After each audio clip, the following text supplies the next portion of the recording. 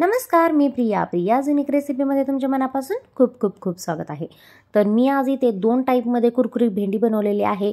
तुम्ही पाहू शकता एकदम मस्त अशी ग्रीनमध्ये आणि आपले भजीसारखी एकदम भेंडी कुरकुरी इथे तयार झालेली आहे। लहान मुले भेंडी खाण्यासाठी नाके मुरडतात, तर या टाईपमध्ये जर तुम्ही भेंडी बनवली तर ही भेंडीची भजी आहे असं वाटत सुद्धा नाही।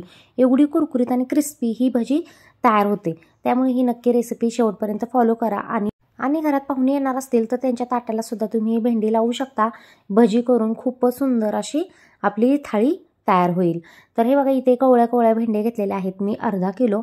तर त्यापैकी हे बघा कवळ्या भेंड्या आपण बाजूला करून घ्यायच्या आहेत आणि याचं देठ काढून घ्यायचे आहेत आणि भेंडीमधून कट करून त्याचा जो व्हाईट भाग असतो मधला तो आपण इथे काढून घ्यायचा आहे।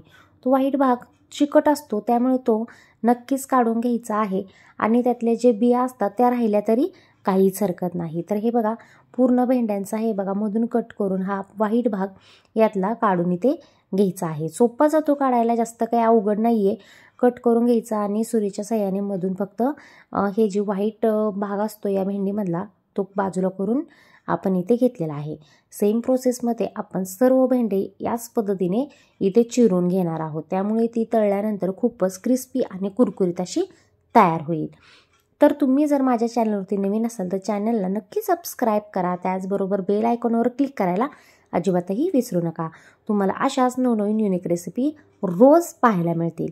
तर हे बघा सर्व भेंडीचे काप मी इथे कट करून घेतलेले आहेत। मधला पांढरा भाग सर्व भेंडीमधून काढून इथे घेतलेला आहे।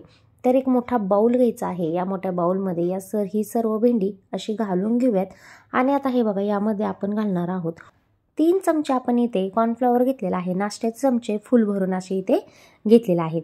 त्याचबरोबर इथे बेसन पीठ घेणार आहोत 4 चमचे।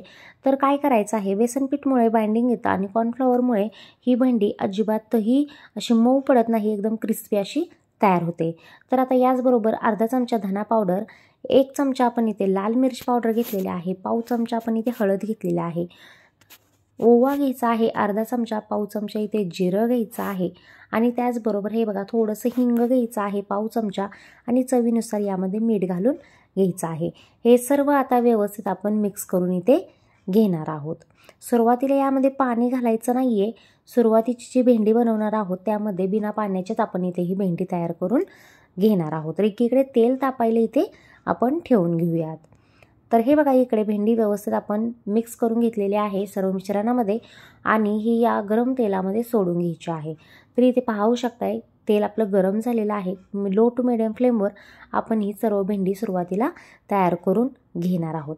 जास्त हलवायची नाही, कारण आपण ह्याला बिना पाण्याची ही भेंडी तयार करत आहोत, त्यामुळे बेसन पीठ सर्व सुटून जाईल। तर हे बघा आता हे 5 ते 7 मिनिटांनंतर ही भेंडी थोडीशी आपण वरखाली करून इथे घेणार आहोत। तर आता काय करायचं आहे, जी राहिलेली भेंडी आहे त्यामध्ये अगदी फक्त 2 चमचे पाणी घालून घेतलेलं आहे आणि हे सर्व मिक्स करून इथे घ्यायचं आहे। 2 चमचे पाणी अगदी पुरेसं आहे, जास्त पाणी घेऊ नका। हे बघा व्यवस्थित भेंडीला हे आपण जे कॉर्नफ्लॉवर बेसन पीठ घातलेलं आहे ते व्यवस्थित असं लागलेलं आहे। तर आता हे बघा इकडे ही भेंडी सुद्धा तयार झालेली आहे। तुम्ही पाहू शकता एकदम कुरकुरीत अशी ही भेंडी दिसत आहे। दिसताना समजतंय की ही भेंडी व्यवस्थित अशी तयार झालेली आहे। आता ही सर्व भेंडी आपण बाजूला करून घेणार आहोत आणि आता जी भेंडी आपण तयार केली ती यामध्ये घालून घ्यायची आहे। तुम्ही पाहू शकता हे बघा खूप छान इथे भेंडी आपली मस्त अशी कुरकुरीत अशी तयार झालेली आहे। एका प्लेटमध्ये आता ही भेंडी बाजूला करून घेऊयात। ही भेंडी सुद्धा खाण्यासाठी अतिशय छान लागते, खूप छान एकदम क्रिस्पी कुरकुरीत अशी ही भेंडी तयार होते। तर आता या राहिलेल्या तेलामध्ये लो टू मिडियम फ्लेमच ठेवायचा आहे आणि यामध्ये हे बघा ही जी थोडंसं पाणी घालून बेसन पीठ लावून घेतलेली भेंडी आहे ती यामध्ये घालून घ्यायची आहे। अशी सुट्टी करून घालून घ्यायची आहे। सुरुवातीला अजिबात जास्त हलवायचं नाहीये। 5 ते 7 मिनिट झाल्यानंतर ही भेंडी व्यवस्थित आपण उलटसुलट अशी करून घेणार आहोत। तर इथे तुम्ही पाहू शकता हे बघा बुडबुडे असे कमी झालेले आहेत। इथे आपली भेंडी मस्त अशी तळून तयार झालेली आहे। तर ही भेंडी आता आपण बाजूला करून घेणार आहोत। तर ही भेंडी सुद्धा किती छान दिसत आहे तुम्ही पाहू शकताय। खूपच मस्त अमेझिंग अशा या भेंडी तयार झालेल्या आहेत। ग्रीन कलर, रेड कलर अशा या भेंडींना कलर आलेला आहे आणि या दोन्हीही भेंडी खूपच क्रिस्पी आणि कुरकुरीत अशा झालेल्या आहेत. सेम प्रोसेसमध्ये आपण राहिलेली भेंडीसुद्धा सर्व या तेलामध्ये घालून घ्यायची आहे. आणि हे बघा, इथे सर्व भेंडी व्यवस्थित अशी इथे तळून झालेल्या आहेत. यासुद्धा भेंडी आपण आता इथे बाजूला करून घेणार आहोत. खूपच सुंदर इथे भेंडी ही झालेली आहे.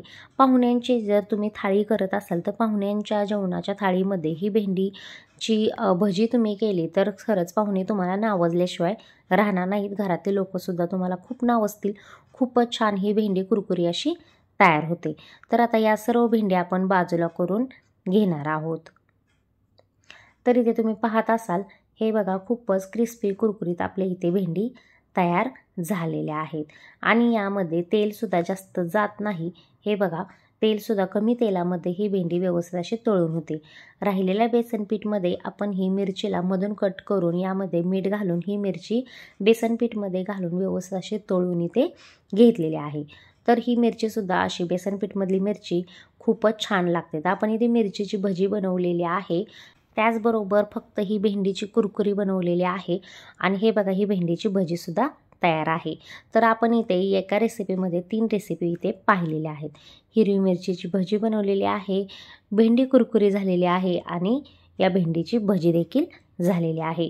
अप्रतिम लागते, अप्रतिम लागते. विश्वास ठेवा, एकदा करून बघा. तुम्ही नेहमी भेंडी आणली की ही रेसिपी नक्कीच करून बघाल.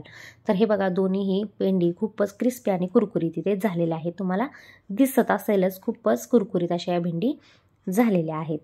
तर तुम्हाला ही भेंडी भजीची रेसिपी आवडली ना, लगेच जाऊन लाईक करा आणि जास्तीत जास्त शेअर करा. चला तर आता उद्या पुन्हा भेटू अशाच नवनवीन युनिक रेसिपींबरोबर. तोपर्यंत पोट खुश तर मन खुश. त्यामुळे नेहमी खात राहा आणि हसत राहा. थँक्यू.